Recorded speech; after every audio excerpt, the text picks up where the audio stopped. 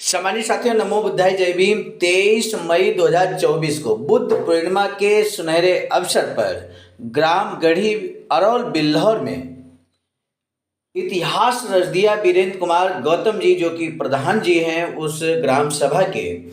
आपने न सिर्फ बुद्ध विहार का निर्माण कराया, बल्कि तथागत बुद्ध और बाबा साहब की मूर्ति का अनावरण कराया और वहां पर शैक्षिक विचार गोष्ठी संगोष्ठी का आयोजन किया। इस अवसर पर अखिल भारतीय अनुसूचित जाति जनजाति कर्मचारी कल्याण एसोसिएशन के नेतृत्व में पहुंची टीम ने समाज का मार्गदर्शन किया। इसी क्रम में मुझे अर्थात सर्वजितार्य को बोलने का अवसर जो मिला, उस पर समाज का मार्गदर्शन करते हुए क्या कुछ कहा, ये वीडियो अंत तक वॉच करेंगे तो निश्चित रूप से आपको बहुत कुछ समझने का अवसर मिलेगा।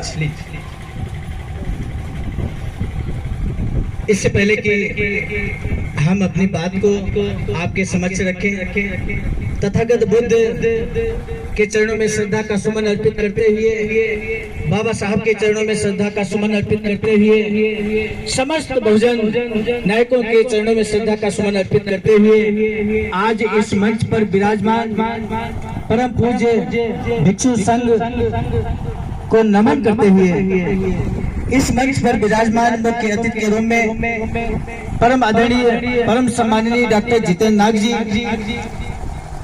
आदरणीय अमर नारायण धोरे जी,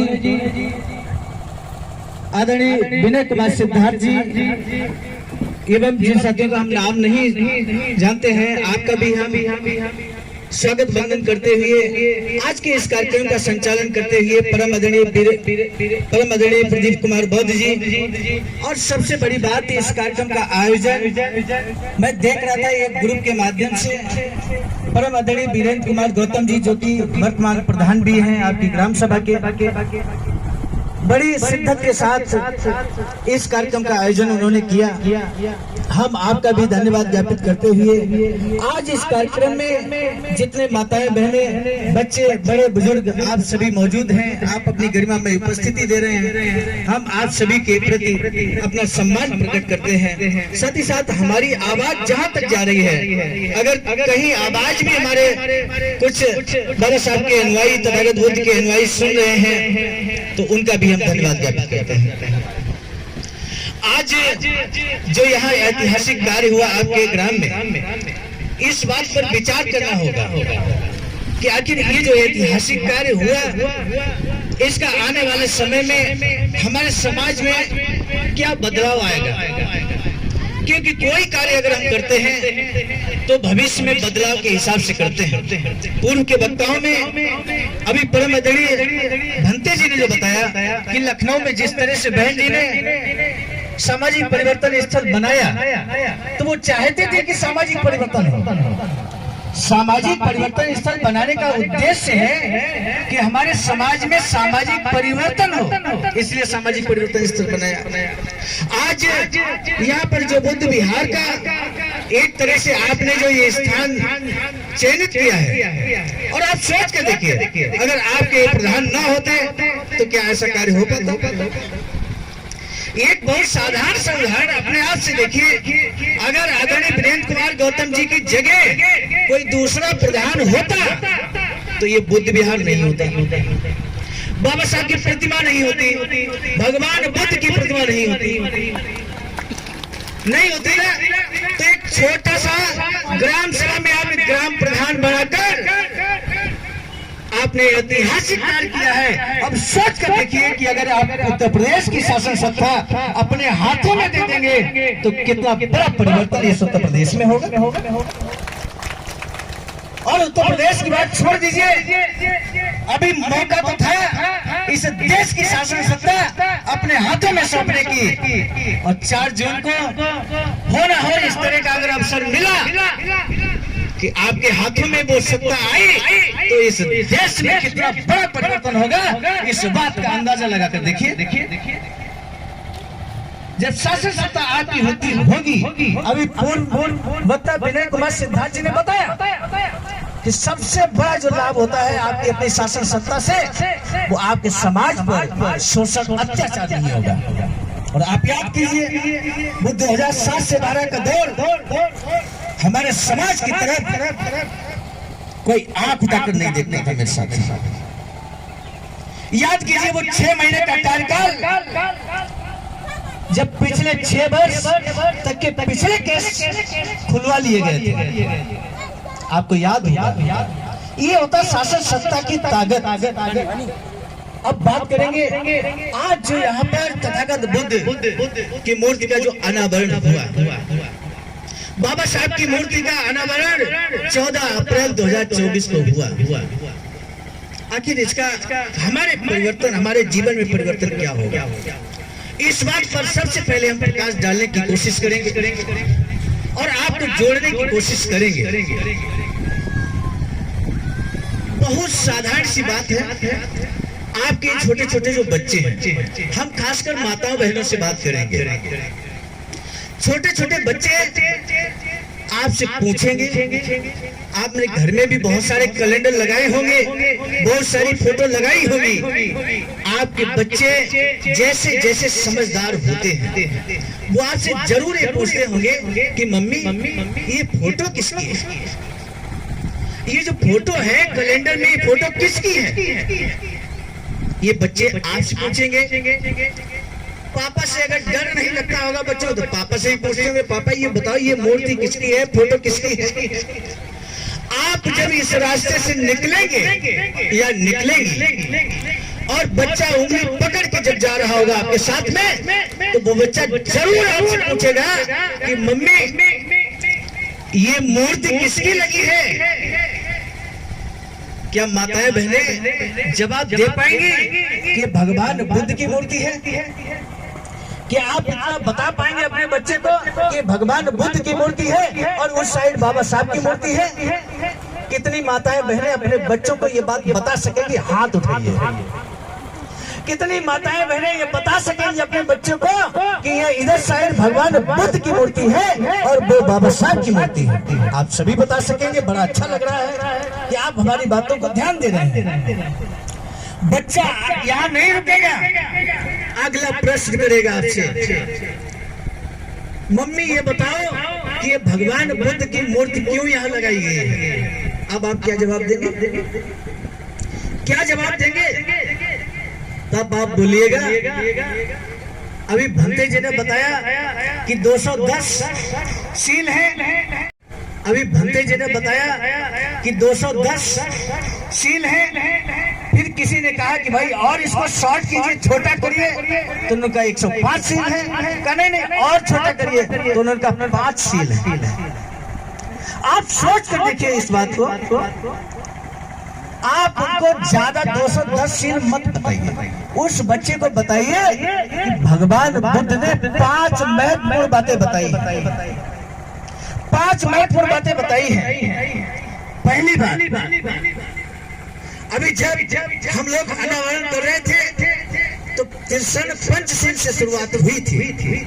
उसी में वो अर्थ छिपा है और हर बौद्धिस्ट कार्यक्रम तिरसन पंचशील से ही शुरू होता है।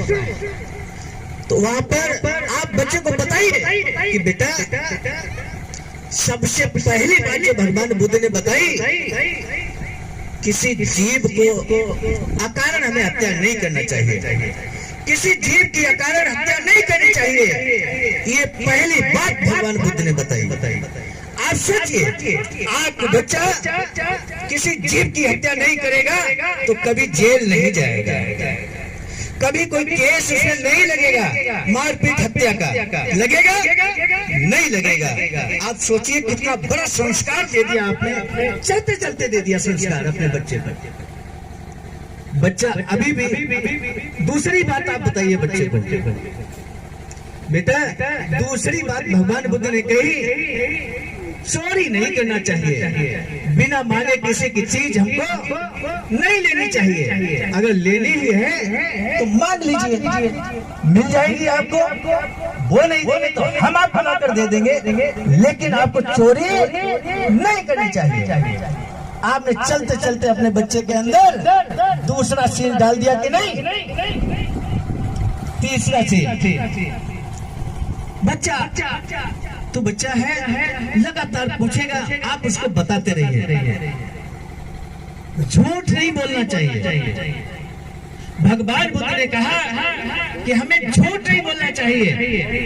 आपको बच्चा कभी झूठ नहीं बोलेगा। शराब नहीं पीना चाहिए, यानी कि शराब की सिर्फ शराब नहीं, बीड़ी, तंबाकू, शराब, जितना ये मादक चीजें हैं, इनको ग्रहण नहीं करना चाहिए। ये भगवान बुद्ध ने कहा। और पांचवी बात ये कि अगर कोई बहन बेटी है, बच्चा तो खैर नहीं समझेगा, लेकिन हमारे जो बड़े लोग हैं ये इस बात को समझेंगे। कोई बहन बेटी है, किसी की बहन बेटी है, उसको हम अपनी बहन बेटी की तरह सम्मान देंगे। बेटी किसी को हो अपनी बेटी की तरह सम्मान देंगे, बहन किसी को हो अपनी बहन की तरह उसको सम्मान देंगे। यहाँ तक पत्नी किसी की हो, हम उसका बड़ा सम्मान करेंगे। हम गलत नजर से नहीं देखेंगे, यानी कि व्यभिचार नहीं करेंगे। एक बड़ा संदेश, बड़ा उपदेश तथागत बुद्ध ने दिया है। ये 5 बातें जिस बच्चे के अंदर सील के रूप में धारण कर लेगा, वो बच्चा, बताइए वो बच्चा आपका अच्छा होगा या बुरा होगा? अच्छा होगा कि नहीं? अच्छा होगा। कई बार लोग कहते हैं कि सर आप तो प्रिंसिपल हैं, आप तो शिक्षक हैं, आप हमारे गांव हैं, हमारे बीच आए हैं, तो हमारे इस बच्चे को आशीर्वाद दे दीजिए। तो हम कहते हैं ठीक है, माताओं बहनों से कहते हैं कि आपका बच्चा भगवान बुद्ध जैसा बने, जो कभी चोरी ना करे, कभी झूठ ना बोले, कभी शराब ना पिए, कभी व्यभिचार न करे। ये 5 चीजों से लैस आपका बच्चा हो, ऐसा बच्चा बने, पूरे विश्व में उसका नाम हो। हम आशीर्वाद देते हैं। दूसरा आशीर्वाद हम कहते हैं बाबा साहब जैसा आपका बच्चा बने। अभी बाबा साहब की बात तो हमने की नहीं। 21 घंटे पढ़ाई करते थे बाबा साहब, 21 घंटे मायने रखता है। बच्चा अगर थोड़ा सा भी मोटिवेट हो जाएगा बाबा साहब से, तो 21 घंटे नहीं तो 11 घंटे पढ़ेगा, और 11 घंटे भी पढ़ेगा ना, तो कम से कम वो IAS DM बनेगा किसी जिले का जाकर। इतना बड़ा यानी कि ये जो मूर्ति यहाँ स्थापना की आदरणीय प्रधान जी ने और आप सभी ग्रामवासियों ने, ये बड़ा संदेश देगा आपके बच्चों को।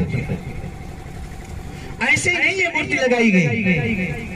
तो इसलिए हम कहते हैं कि आपका बेटा या बेटी भगवान बुद्ध जैसे बने, बाबा साहब जैसे बने, बहुजन महापुरुषों जैसे बने, जिनका पूरे दुनिया में नाम रोशन हुआ। अभी भक्ति जी ने बताया कि बाबा साहब की कोलंबिया यूनिवर्सिटी में मूर्ति लगी, और दुनिया के सबसे बुद्धिमान विद्यार्थी पिछले 300 सालों का अध्ययन जब बराक ओबामा राष्ट्रपति अमेरिका के ने 2015 में कराया, तो सबसे बुद्धिमान व्यक्ति अगर कोई था तो बाबा साहब डॉक्टर भीमराव अम्बेडकर थे। उन्हें सिंबल ऑफ नॉलेज घोषित किया गया। इस बात को ध्यान रखिए मेरे साथ। और आपका बेटा बेटी अगर भगवान बुद्ध से प्रेरित होगा, बाबा साहब से प्रेरित होगा, सिंबल ऑफ नॉलेज बनेगा, तो बताओ कौन गर्व नहीं करेगा अपने बेटा और बेटी पर? सभी गर्व करेंगे।